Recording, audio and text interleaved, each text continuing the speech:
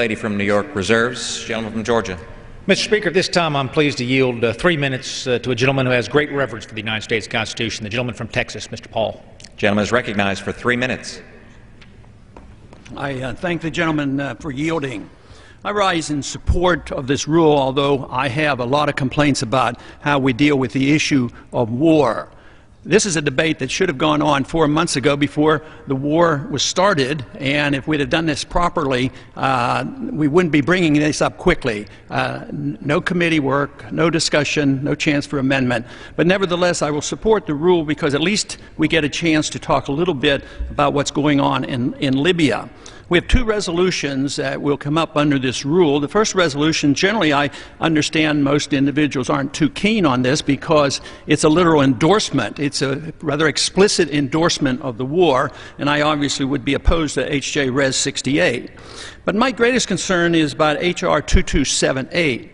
Because the way I read this resolution is that it essentially grants the same authority that we grant in the first one, because we say that, oh no funds can be used, deny the use of funds, but how can you deny the use of appropriated funds when they're using funds that weren't appropriated? It's so redundant. The funds were never appropriated, so yes, it's a good statement. No funds, you don't continue to be illegal is what we're saying. But what I'm concerned about are the exceptions. All the exceptions are for the things that they're doing, you know, like search and rescue, intelligence gathering, renaissance, surveillance, refueling, operations planning, and doing everything except pulling the trigger. So we're legalizing that. I believe that H.R. 2278 is the first time that we in the Congress are making a statement that we are granting authority to the President to pursue this particular war. So I am in strong opposition to that resolution as well, although I understand the other side of the argument because it says denial of funds. But, you know, the resolution actually says that, you know, the main reason, the author of the resolution said, the reason why we have the exception is to protect the integrity of our contract or agreement with NATO.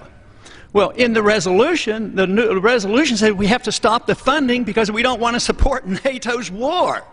So it's totally inconsistent, makes no sense whatsoever, but it reminds me of the War Powers Resolution. You know, after the Vietnam War, we didn't want to get into that kind of war anymore, so they come along to Congress, and its infinite wisdom is, with great good intentions, designs the War Powers Resolution, which legalized war for 90 days. That's part of the reason why we're here. We're worrying about 90 days, but here we're going into the 4th month dealing with the War Powers Resolution. There's a simple solution to all of this, and that is obey the Constitution, don't allow our presidents to go to war without a declaration of war, and we wouldn't be facing this problem of this debate that actually gets a little bit silly on restraining the president. Yes, we should. We should exert ourselves. We have the prerogatives. We have the obligations. Time has and we have avoided it. It's time to stand up for the rule of law. Gentleman's time has expired. Gentlelady from New York.